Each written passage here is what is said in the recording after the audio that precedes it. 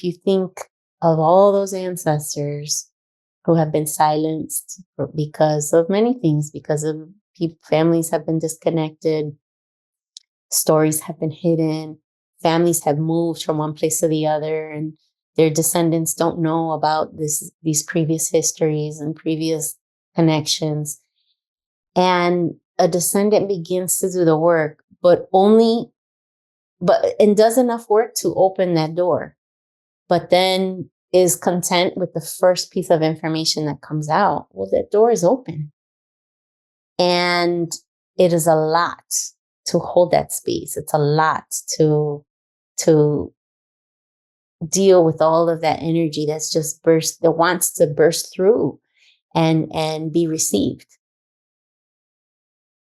Saludos and welcome to the Rematriating Borikén Podcast, where we discuss the journey to the essence of these islands, this archipelago and her surrounding waters, the restoration of our essence before conquest and continued colonialism, the reclamation of our collective healing and liberation. I am Yasmín Hernández, creator of CucubaNación, artist, writer, activist, born and raised in Brooklyn, Rematriating Boriken.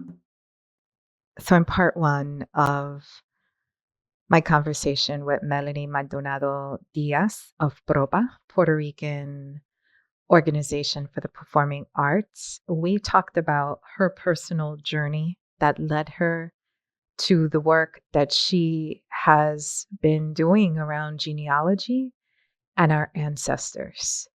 And in that, she also talked a little bit about the role of the archives and just the role that growing up outside of Puerto Rico plays sometimes in feeling a disconnection to our history, feeling a disconnection to our ancestors sometimes because they may not be spoken of in the ways that shares more intimate details about who they actually were and how all this leads to her quest for finding those missing puzzle pieces about her own ancestors. So now in this second part of the conversation, Melanie delves deeper into what that means to work with the archives in finding this information around our ancestors, the challenges and the sort of, treasures to be found in those archives. And also I asked Melanie about her specific projects that I am a big admirer of, which are Africa Habla en Mí, that series, and how it leads to her work, her collaboration in Puerto Rico with the Middle Passage Ceremonies Port Markers Project. Be sure to hear both parts. So Melanie, in the first part of our conversation, you talked about Bomba songs as archive, as reference. And so you had mentioned archives before. So if you can talk a little about, I think first before the port markers ceremonies, if you could talk about Africa Habla en Mí and how that project got started. During the pandemic, like a gift that the pandemic gave us was a way to understand that we could stop and connect in this way. I was doing that. People were having questions. Why don't you do a series? I was giving some genealogy workshops. I was coordinating my own genealogy workshop, and people were asking, why don't you give workshops, a series? Why don't you do a series of workshops? Why don't you talk about your work? Why don't you present your work? You're giving examples from your work. Why don't you present your work? And I just thought, I don't know. We're functioning in a very different digital space. Resources are available. Experts are important, but they're no longer required to access some materials. Maybe I can just curate something like that. I just thought I really want to do this series on Africa Habla en Mí, especially with somebody like me who is not visiblemente negra, doesn't walk in this world in a way that reflects physically my African ancestors. But I definitely feel them in my DNA. I feel their presence. It's important to help others understand how these ancestors live in us, literally in our DNA, but also how some of the things we say, some of the things we do, some of the choices that we feel we have made are tied to something else. They're tied to somebody else's experience that is guiding us. Maybe if we just help make clear the path of, that can be intimidating, because the archive is intimidating. People get lost. People don't know how to navigate.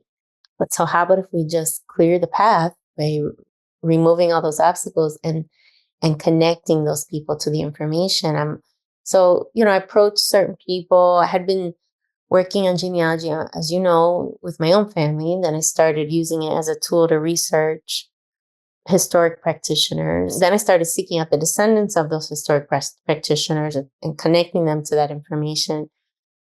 Then I thought, maybe I can do this for a living, and just found like people have a different intention than I have. It's leaving me with having opened a gate of access to ancestors that people either lose interest in or are not ready for. And it's leaving me there in that threshold, which spiritually is a very intense place to be. And it's a great responsibility. And I just thought, I cannot hold that space.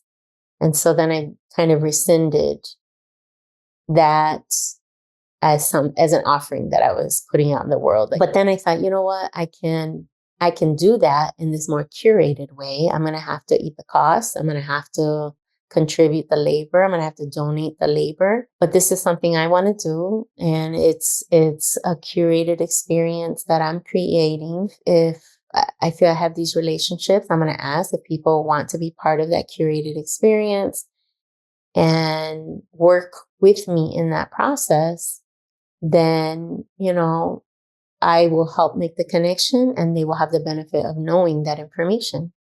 And so that's when I decided to launch this series called Africa Habla Me, which would be connecting people, giving them some information, and then sharing just a fraction, because the work is so intense and there's so much that comes forth, but really showing a fraction and talking about the process. So that series became about identifying other artists, and working in different ways in the art, or artists or people connected to the arts in a meaningful way, so that we can see like what is it ancestrally that is driving what you're doing for the arts, in the arts, through the arts. And that was powerful. It has been powerful to see that. And so there've been like 3 stages to that. And the first stage, which was the first 4 episodes, those all aired in 2021. The second stage, I identified a group of people. I talked to them. I did all their genealogies, and one of them passed away. And that was Rematriating. That really affected me. He was a close friend. After his passing, which has now been 2 years, I did not feel that I could move forward, because I felt like it wasn't the time. Like there was something about the dynamic that now was different, that needed to be different. And I didn't know what that thing was, and how to, I don't want to say fix it, but how to, what that new dynamic would look like. And so I have been waiting patiently. It's been uncomfortable for me, because I had this great group of people with whom I had worked. We were almost all ready to reveal all the episodes. And then this happened, and I felt I had to pause. And that can come across as so many other things, but really I don't move unless I feel I have the permissions to. And so I feel very attuned in that way. And I feel that is my responsibility to honor that. You mentioned earlier about that threshold that you get left at when you open a gateway for an ancestor that folks may not be ready for. And just so people could understand some of the stuff you're facing between, you know, Iram's passing and how that the effect that had on you. But I'm wondering if this might be a good time to talk about some of those things coming up in the archive. Like you talked about the whitening of our ancestors and why some folks may just not be emotionally ready or spiritually ready to open up that Pandora's box with some of the information that you are uncovering through the archives. Yeah, this is uncomfortable to talk about, but I think it's necessary in that sometimes people have been given a narrative that they want to prove, they want to justify. Other people have created a narrative that they want to prove, that they want to justify. Other people just have a superficial interest, like, oh, I have this name, like, oh my gosh, thank you so much for giving me these names. And they're content with that. They're not really interested in going deeper than that. But it's like, I feel it spiritually. So I feel like I have to give like a descriptor so that you can have you as a listener can have a sense of what it feels like to me.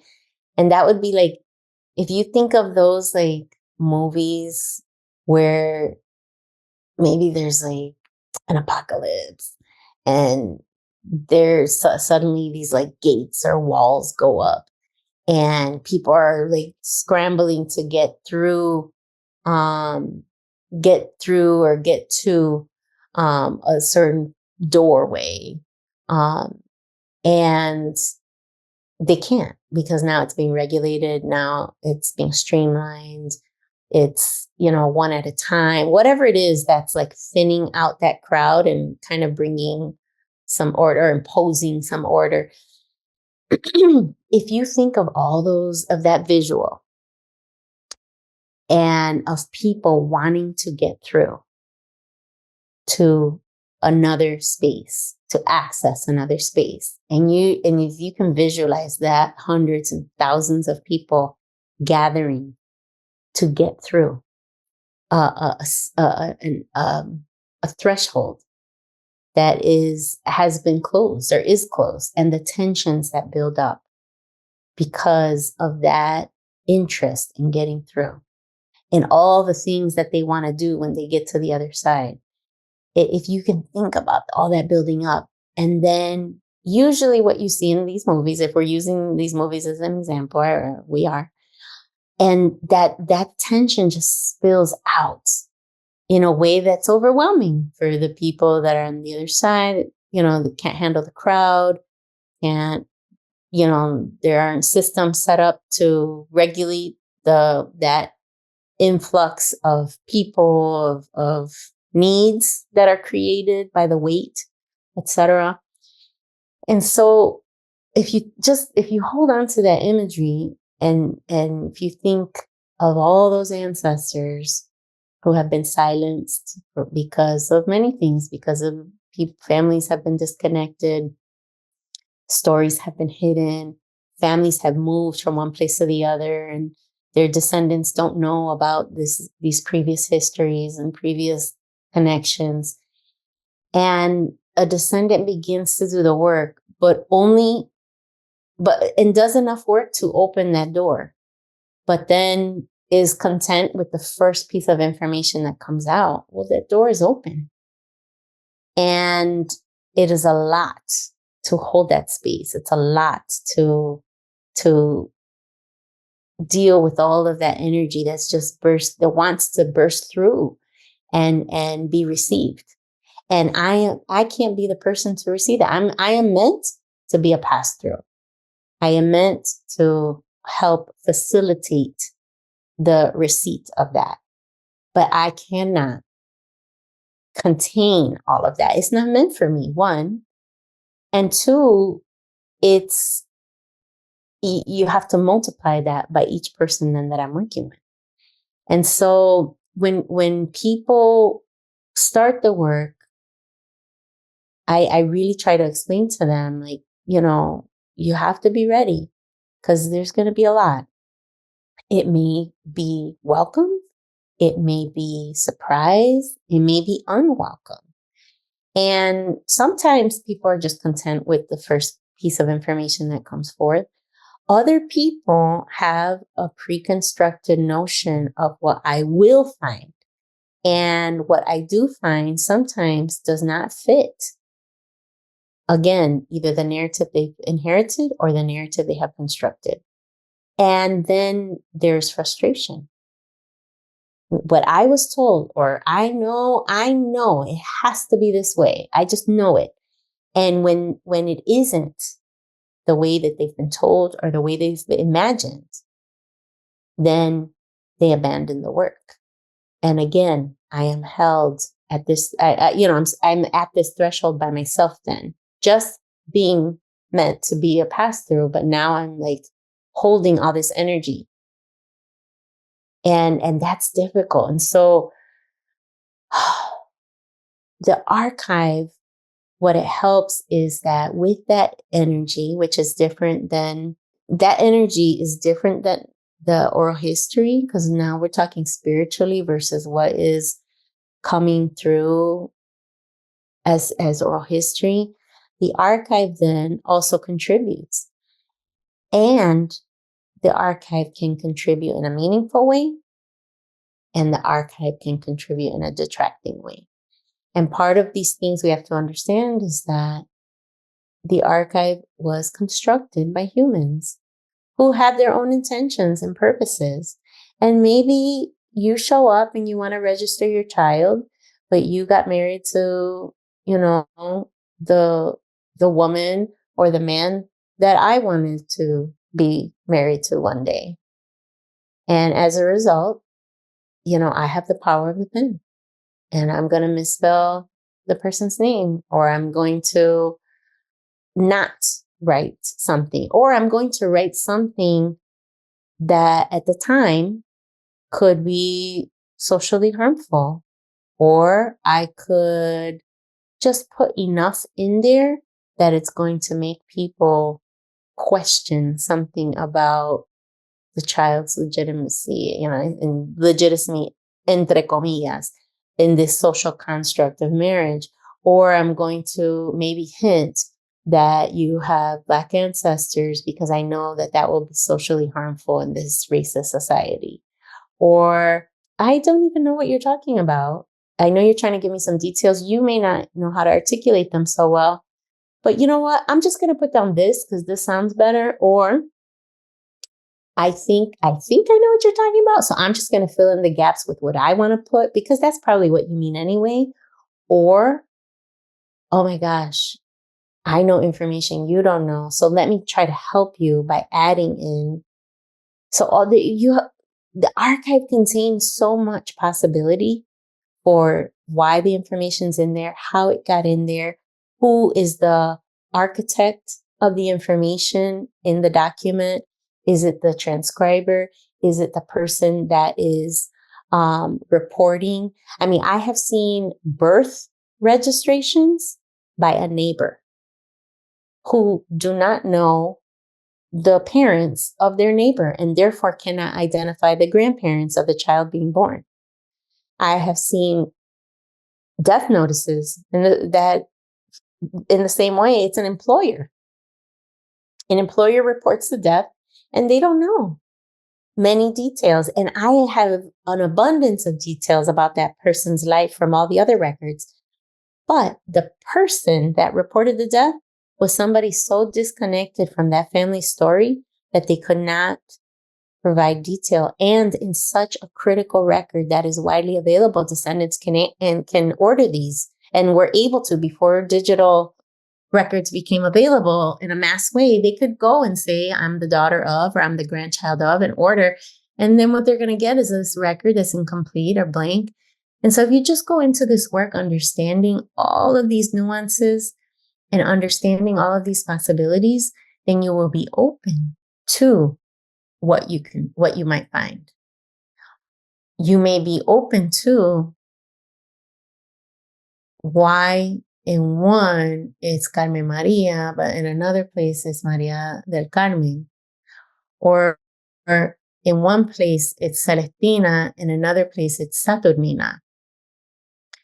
And so it's just having some grace for the record. It's having a critical eye for the record, understanding that there's so much racism in the records.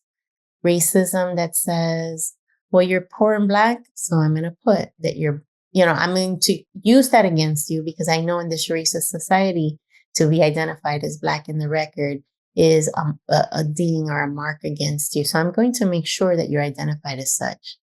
Oh, okay, but your neighbor, who maybe is even a sibling of yours, they're in a slightly better socioeconomic position. So I wouldn't want to hurt them by putting that they're Black. For them, I'm going to put mulatto because you're still very visibly Black, but I don't want to hurt you socially by indicating that you're Black in the record. Oh, you're a business owner. Oh, only whites can be business. If you're a business owner, you definitely have the privileges of being white. And we want to ensure that, and I'm going to help you by in the record indicating that you're white, because that will only help you. And I'm for you. I'm pro you. And this is a gift. This is something I can do to help you. You have to think of all these possibilities and filter.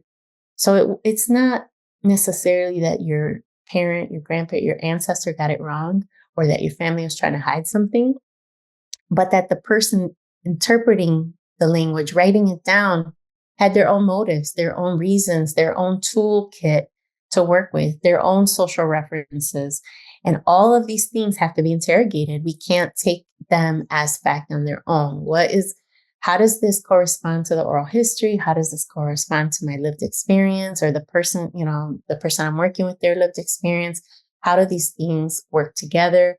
How can I understand and look for and look past, look through some of these codes, these social codes that are reflected here, this clear framing? Like, I'll give you an example.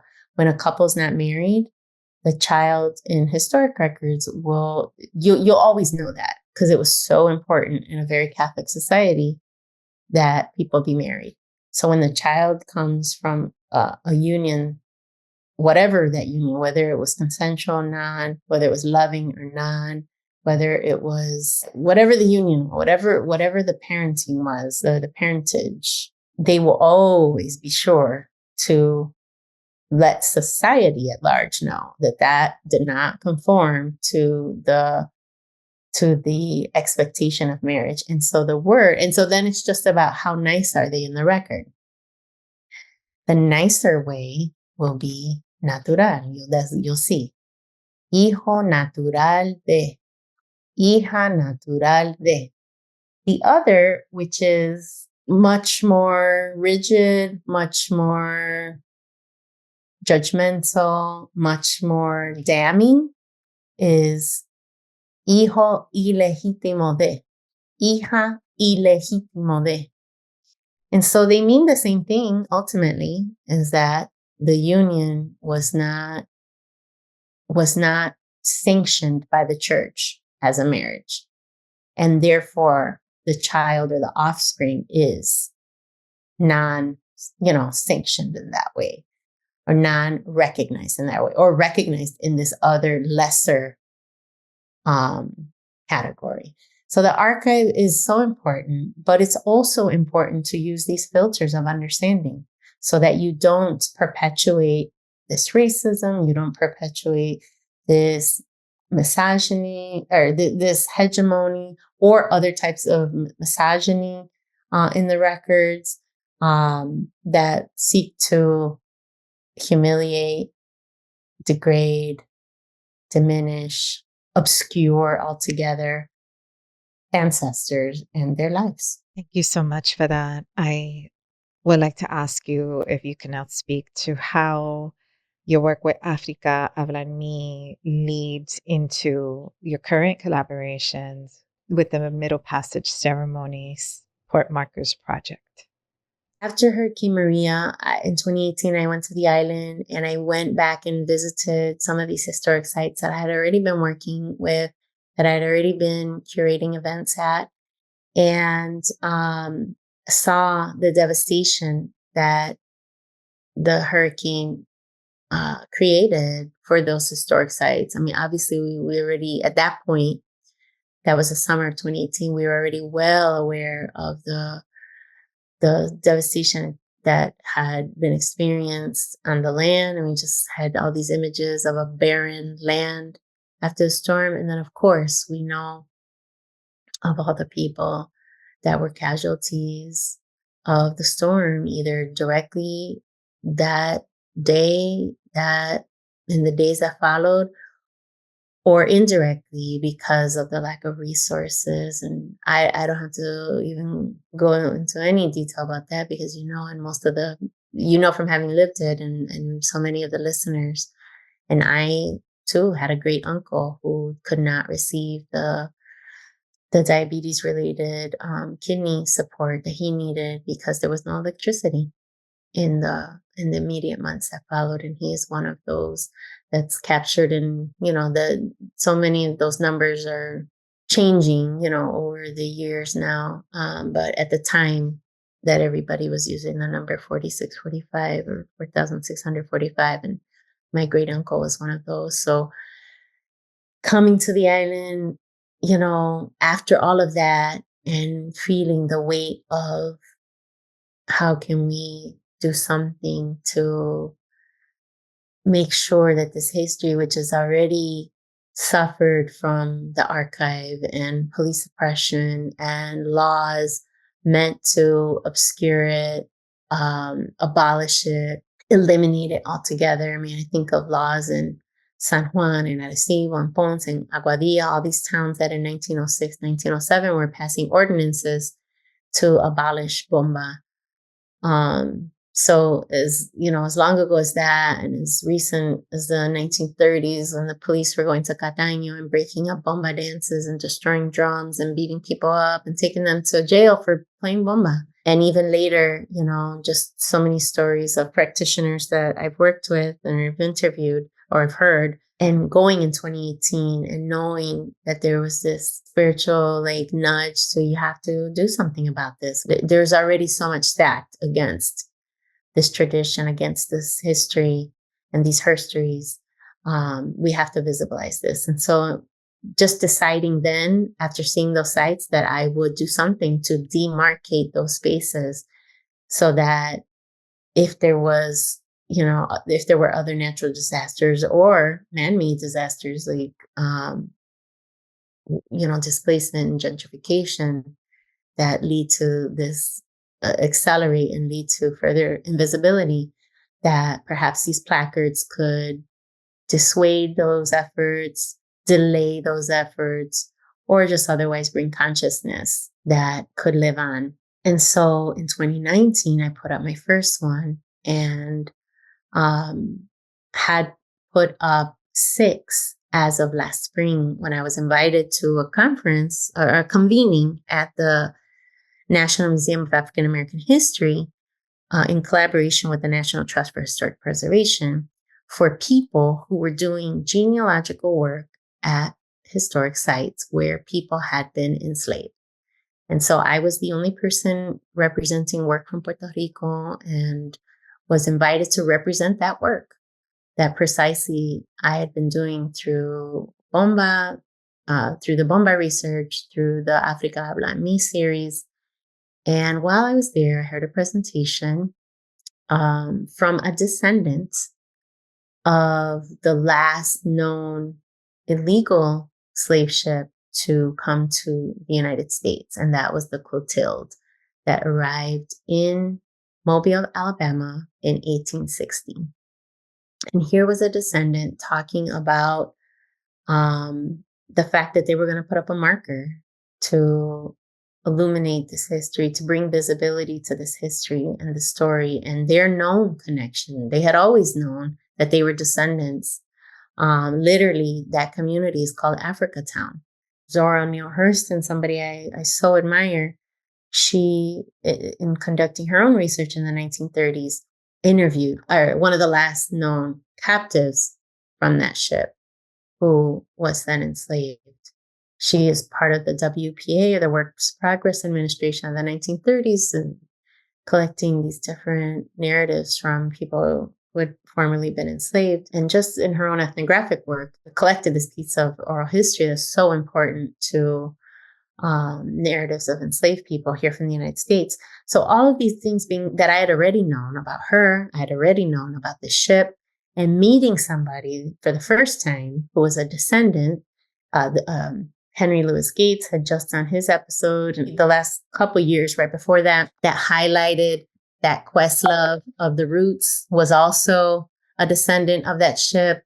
And then there was a documentary called Descendants that was about this community. So knowing all of these things and then meeting this person and hearing, and I just thought, oh, we have a ship just like that in Puerto Rico. It arrived a year earlier in 1859. We know of one of Zora Neale Hurston's, she and this other anthropologist shared the same mentor, Franz Boas, and this other anthropologist was called John Alden Mason, and he interviewed somebody who we understand to have been a captive on that ship. Those interviews were conducted in Loíza in 1914, 1915. That we have a very similar story of a very similar ship, and we have to do something about that. And I already have been doing these placards, and it's not that big of a decision or a move to make, and knowing that, one, we have already all the tools that we need to, information-wise, to validate and identify a place and a happening that's very similar to this. So basically, if you all could do this, and I'm already doing this kind of work, and I'm already doing genealogy, I'm already doing placard work, and I'm already doing genealogy, it didn't feel like too big of a jump to now do placard work and genealogy work around a ship's location, arrival location site. He then connected me to the group he was working with called Middle Passage Ceremonies and Port Markers Project. When I told them about the ship, the Majesty, they were aware of the ship, but in the log, because there's a transatlantic slave voyage database, and in the database, the ship had an undisclosed location. Why? Because they deal with ports. And the Majesty shipwrecked, so it never came into port. So they know it arrived to Puerto Rico, but they didn't know where because there was no port of call. And because we already had, we being, Puerto Rico, the Puerto Rican community, the diaspora, there's already enough research to, and understanding and local knowledge, articles, a book that had been written about the arrival of the ship in Humacao. It was just a matter of telling them that story and sending them the research so that then we could begin working to create a ceremony and get the local permissions to install the placard. We're still waiting for the local permissions, but we did hold that first ceremony. It was the first ceremony associated with the project outside of the contiguous 48 states. Therefore, it was also the first ceremony in the Caribbean, and obviously the first ceremony in Puerto Rico associated with this project. There were more than 100 ships. They only work with ships that came directly from Africa. They are not involved in ships and arrival locations for ships that were participated in the trade locally, or that were just part of kind of the slave trade or the trade of enslaved people. But they work directly with ships that came from the continent, and that the first arrival site for that ship once it left the continent. And so what is known is that there were more than 100 ships that came directly from Africa to Puerto Rico. So the Majesty was one of them, but there are 100 ships. So that means that there are that many opportunities to tell these stories. And one of the other ships for which we know a port of call that actually has a port of call identified for it is a ship that arrived first to San Juan in April of 1818 and then to Ponce in May of 1818. So that became our next ship arrival site around which we began planning a ceremony. They have certain requirements. One is that there has to be a committee for each arrival site. You have to do a land acknowledgement. You have to have children involved. You have to have an interfaith ceremony. Elders have to be involved. And so just working with this organization and really loving their approach, really respecting how they honored ancestors, it was important to integrate descendants and local communities. I felt very comfortable working with them and partnering with them to do this work. I already have a very relational, very community-based approach. And so it was very natural to implement that. I was already planning to, talking about things aligning. My Bomba Research Conference, which got started in 2005, it takes place every odd year. When I moved it from Chicago, where it was in 2005, 7, and 9, when I moved it to Puerto Rico in 2011, right from the beginning, I dedicated one day of each day of the conference to a different municipality. So that way we could get a really full, comprehensive sense of this Bomba history in different parts of the island. I had already decided well in advance that for 2021, we would be in Humacao.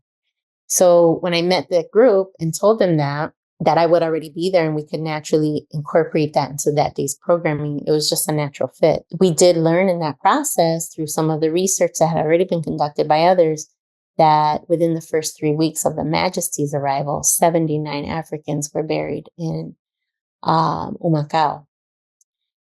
And so not only did we do the ship arrival site ceremony, but we also did a remembrance ceremony at the cemetery. Because we identified Ponce as the next location and the 4 ports of call that are identified are Humacao, Ponce, San Juan, and Guayama. And we will be doing ceremonies in each of those places. And Humacao is identified now because of this work, because of PROPA's work.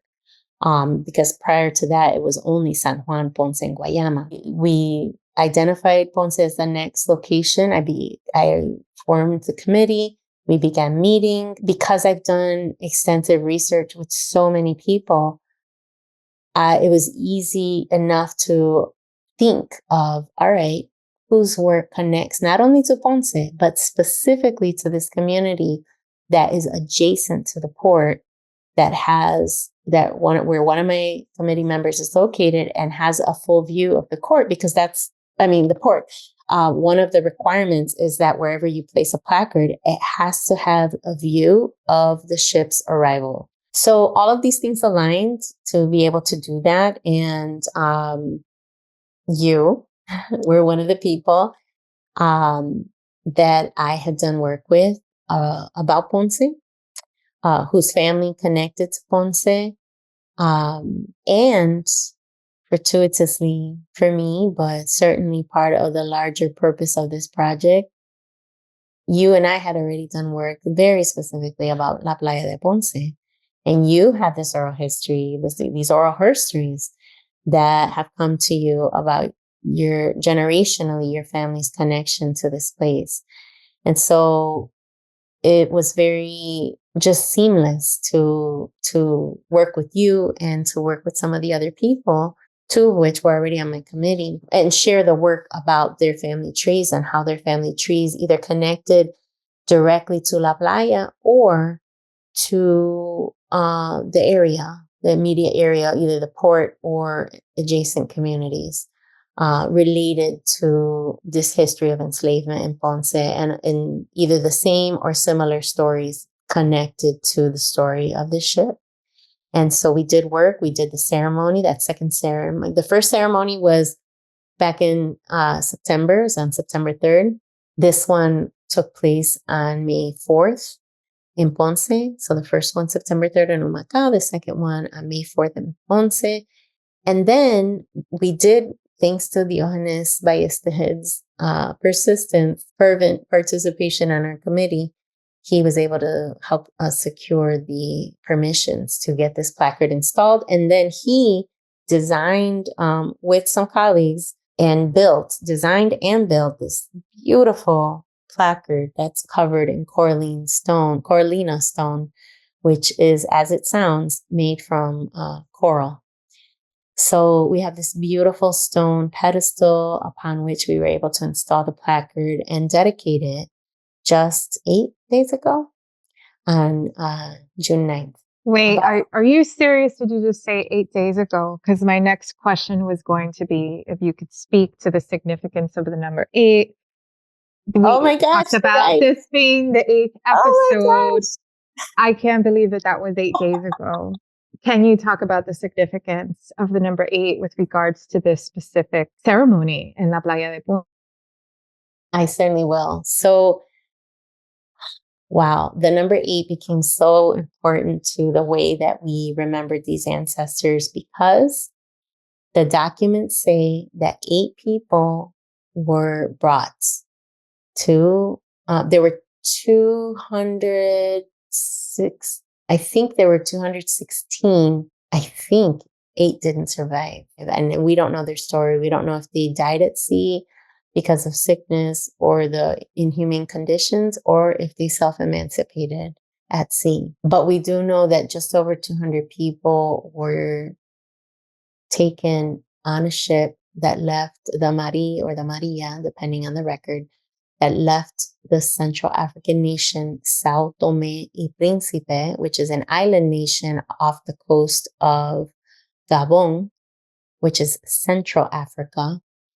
And I know that the way that our colonized version of the history of enslavement has programmed us to speak about West Africa, but Puerto Rico in particular has such a high concentration and a direct connection to Central Africa in larger numbers, I would say, and more recent history and connection than West Africa.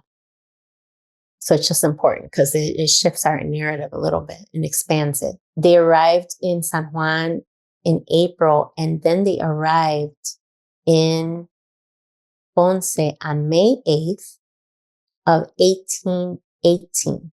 And 8 people were disembarked in San Juan, according to the records, and 8 people were then disembarked in Ponce.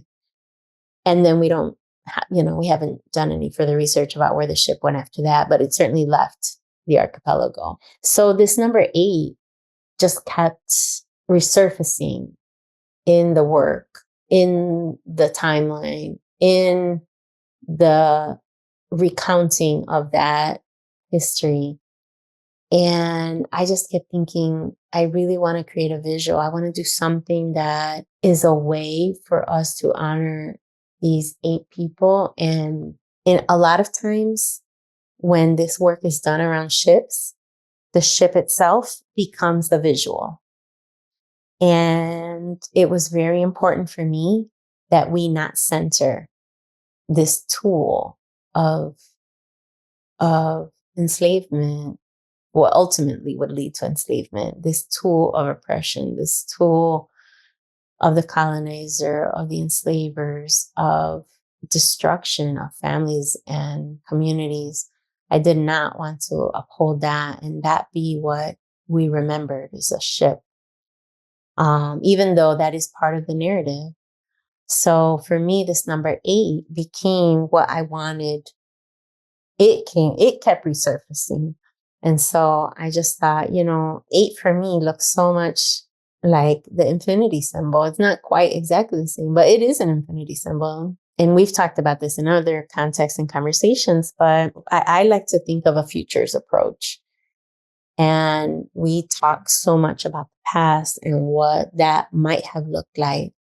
But I like to think of, all right, from their perspective, they had an idea of what their future would look like, either before capture, before a transatlantic voyage, before arrival, and then enslavement, because they were initially captives. And then, so that those who were put on the ship were all captives. Those who died in the journey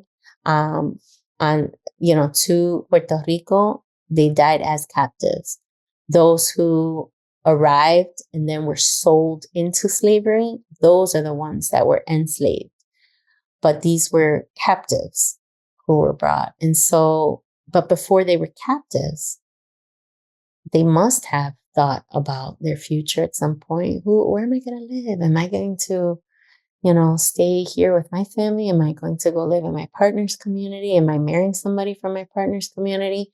What role am I going to have in my community? Am I going to be a healer because somebody in my line was a healer? Am I going to be a warrior because somebody in my line was a warrior?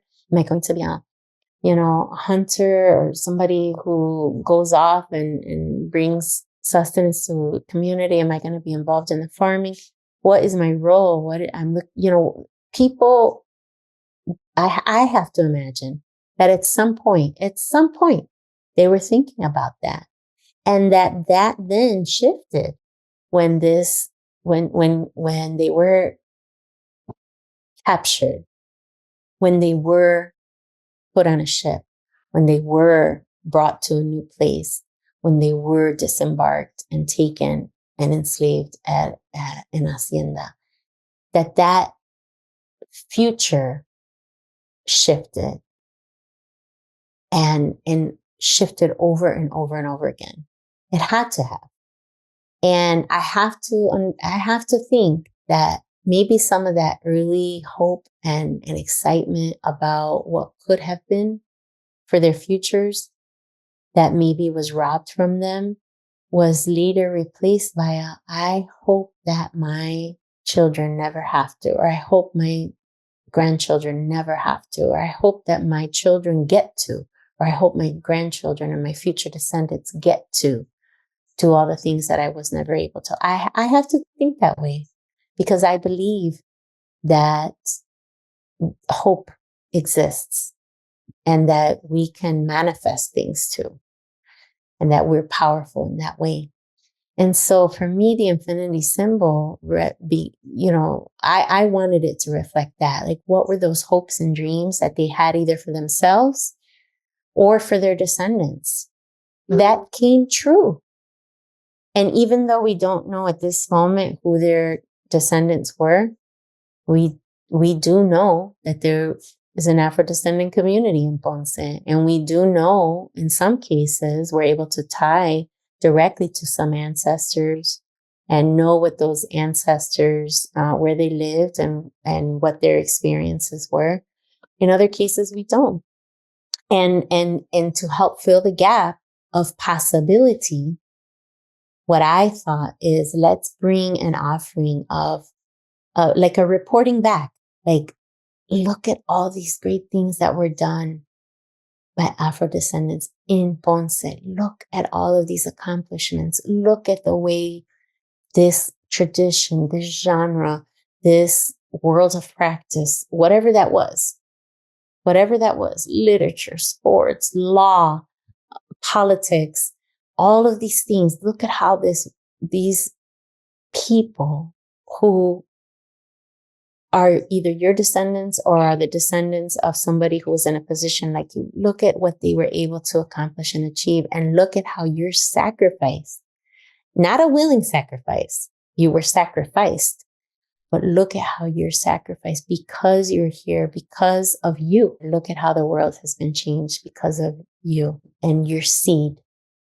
And for me, then, I wanted to create an altar with this image of an infinity symbol that slightly looked like an 8, maybe. And Diaz and his team, they designed exactly that, a number 8 that we laid on its side that had that infinity loop, and it became the center of this community altar.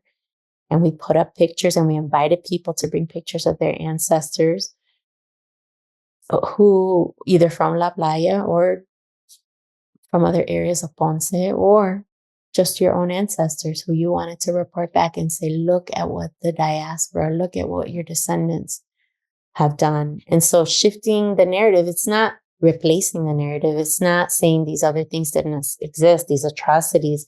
It's not erasing, but it's instead saying this is also part of the narrative.